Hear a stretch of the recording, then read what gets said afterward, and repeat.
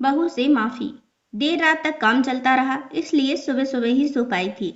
सावित्री जी एक आम मध्यम वर्गीय परिवार की मुखिया थी। वे अपने बेटे सुनील बहू पूजा के साथ रहती थी। एक बेटी रीता थी, जो कि विवाह के बाद अमेरिका में जाकर बस गई थी। सावित्री जी के पति की मृत्यु बहुत ही पहले हो चुकी थी।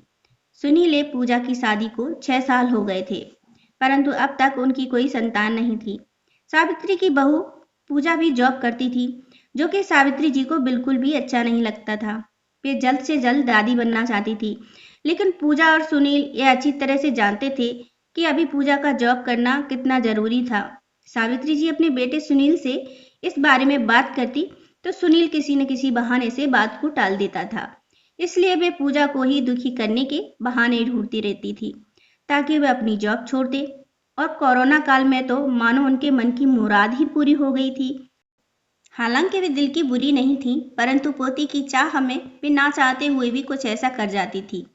अपनी हम उम्र सहेलियों को दादी बनते देखकर उनका भी मन बहुत दुखी हो जाता था। उस दिन भी घर में ऐसा ही कुछ हुआ। ऑफिस के काम की वजह से पूजा लेट सोई थी और सुबह सुबह आंख नहीं खुली। वह देर तक सोती रही और सावित्री जी को अच्छा खासा मौका मिल गया। ये क्या बहू, अभी तक सोई पड़ी हो? पता है ना सुबह के 10 बज गए। सुनील भी बेचारा कब से उठकर ऑफिस के काम पर लग गया है, और तुम हो कि अभी तक सोई पड़ी हो। चलो आप जल्दी उठकर सबके लिए चाय नाश्ता बना लो। मुझसे तो कुछ नहीं हो पाता है, वरना मैं तो तुम्हारे भरोसे ही कभी न रहती, स्वयं ही सब कुछ कर लेती। सॉरी माँ जी, वह देर रात तक काम चलता रहा, इसलिए सुबह सुबह ही सो पाई थी, इसलिए समय का पता ही नहीं चला। आप चलिए, मैं अभी जल्दी से आती हूँ। हाँ हाँ ठीक है, मेरा कुछ नहीं, पर सुनील को देख लो, उसे कुछ चाहिए तो नहीं? कब से उठा है बेचारा। हे ईश्वर, मुझे जल्दी इसे ठीक कर दे, ताकि मैं ही अपने बेटे का ध्यान रख सकूं। सावित्री जी ने नाटकीय अंदाज में कहा। सावित्री जी ने अपनी बहू को उठाते हुए कहा। पूजा ने घड़ी देखी तो वाकई 10 बज गए थे। वह सोचने लगी, आज मेरी आंख कैसे नहीं खुली। वह जल्दी जल्दी अपने कार्य निपटाकर हॉल में आई तो सुनील अपने लैपटॉप के साथ ऑफिस के काम कर रहा था। उसने किचन में जाकर चाय नाश्ता बनाया और फिर रात के बर्तन साफ किए और झाड़ू पोछा करके नहाने को चली। दरअसल कोरोना वायरस की बढ़ती बीमारी की वजह से शहर में पूरी तरह से लॉकडाउन किया गया था, इसलिए काम वाली बाई भी नहीं आ रही थी।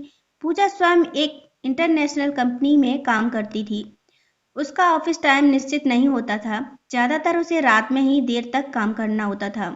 कल भी उसका काम देर तक चलता रहा, इसलिए वह देर तक सोती रही। पूजा नहाकर आई तो देखा कि उसकी सास अपने कमरे में अपनी सहेली से फोन पर बात कर रही थी। बातचीत में अपना नाम सुनकर पूजा सास की बात सुनने लगी। अरे मीना, तुम भी अपनी बहू को अधिक सिर पर मत बिठाओ। बहू को अधिक उड़ने दोगी तो कल को अपनी नौकरी के चक्कर में बहू तुम्हें ही घर की नौकरानी बनाकर छोड़ेगी। मैं तो भाई शुरू से ही पूजा के नौकरी करने के खिलाफ थी। अब करे नौकरी शौक से, पर साथ साथ में घर के काम भी किया करे। मैं तो बदन दर्द का बहाना बनाकर बैठ जाती हूँ, नहीं तो सारे काम का बोझ मेरे ही सिर पर आ गिरता। मैं कोई मुफ्त की नौकरानी थोड़े ही हूँ। मैं तो कहती हूँ तुम भी यही किया करो। सास की बात सुनकर पूजा की आंखों में आंसू आ गए। वह जिस सास को बीमार समझकर उनकी दिन रात सेवा करती, उन्हें एक गिलास तक उठाने नहीं देती है। सारा दिन घर का काम और रात को ऑफिस का काम करके थकान से चूर होकर भी उफ तक नहीं करती। उसके बाद भी उनकी यह सोच है, माना वे मेरी नौकरी के खिलाफ है, मगर यदि घर की किस्त नहीं होती तो वह कभी नौकरी नहीं करती। सुनील का बोझ कम करने के लिए ही तो वह नौकरी कर रही थी। खैर, अभी के कठिन समय में वह सास से किसी भी बात पर बहस नहीं करना चाहती थी, जिससे घर का माहौल खराब हो। इसलिए वह उसकी बात को नजरअंदाज करके वहां से चली गई। परंतु उसकी नजरों में सावित्री जी की इज्जत अवश्य कम हो गई थी। दूसरे दिन सुबह सुबह सावित्री जी की बेटी रीता का अमेरिका से फोन आ गया। रीता की सास उसके पास अमेरिका आई हुई थी। आदत के अनुसार सावित्री जी ने जैसे ही रीता की सास की बुराई करनी चाही, वैसे ही रीता ने उन्हें डपट दिया। माँ, आप बिल्कुल भी माँ जी के बारे में अनाप शनाप नहीं बोलेंगी। पता है, आपके चक्कर में आकर मैंने उनके साथ कितना बुरा व्यवहार किया था, परंतु आज मुझे उनकी कीमत पता चल गई है। तुम तो उनके यहाँ आने के कितने खिलाफ थी, मगर आज यदि वे यहीं होती ना तो न जाने हमारा क्या हाल होता। तुम्हें तो पता ही है कि मेरा नौकरी करना कितना आवश्यक है। कोरोना ने यहाँ भी ऐसा कहर ढाया है कि घर से ही सब करना पड़ रहा है। किट्टू का बेबी केयर सेंटर भी बंद हो गया है। मैं और राजेश फुल टाइम बिजी रहते हैं। ऐसे में माँ जी नहीं अकेले किट्टू के साथ साथ पूरे घर का सारा काम संभाला हुआ है। मुझे कुछ भी नहीं करने देती हैं। अगर वे नहीं होती तो माँ हमारा क्या होता, यह सोचकर ही रोंगटे खड़े हो जाते हैं। सच में माँ, वे कोई साधारण महिला नहीं है, अपितु मेरे लिए तो देवी के समान है। मेरे इतना अपमान करने के बावजूद। इतना कहकर रीता रोने लगी। उसने फोन कट कर दिया। रीता की बात सुनकर सावित्री जी की भी आंखें भर आईं।